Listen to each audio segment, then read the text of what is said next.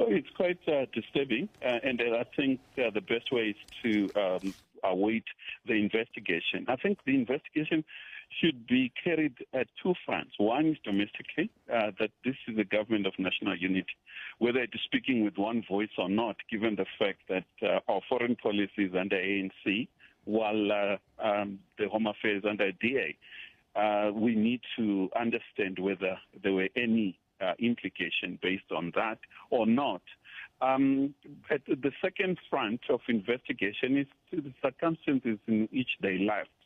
Whether the Israelis' allegation made by other NGO bodies that claim it was a deliberate move, whether that is true or not. But in a normal circumstance, any plane that takes off going to another country, there are lots of communication. You know who is coming into your country, and the circumstance in which, and therefore it's quite shocking that the government did not know the circumstances in which they came. And therefore, I think at this stage, circumstances and on the eve of G20, it's just a wait and see. However, I think the government has to improve communication to ensure that the public is quite aware before the arrival of groups such as.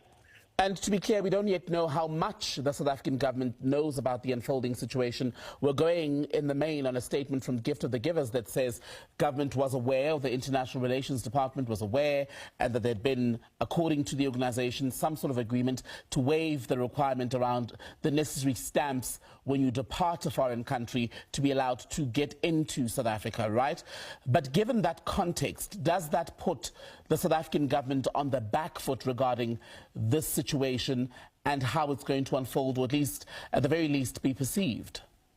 Yeah, and if that is the case, it's even a worst case because it appears that the government is not speaking with one voice. And under normal circumstances, if the Foreign Affairs, DIRCO in this particular, it's a lead department, if it has allowed for them to come in, it works with Home Affairs, and therefore there shouldn't have been any technical issue, given the fact that there is a humanitarian issue here. And therefore, I think it's good for South Africa to accept the refugees, but the communication remains a major challenge. You have to inform the public and way ahead of time so that we're not surprised, and facilitate the arrival so that this issues is not handled by any ordinary officer, but a special passage is created for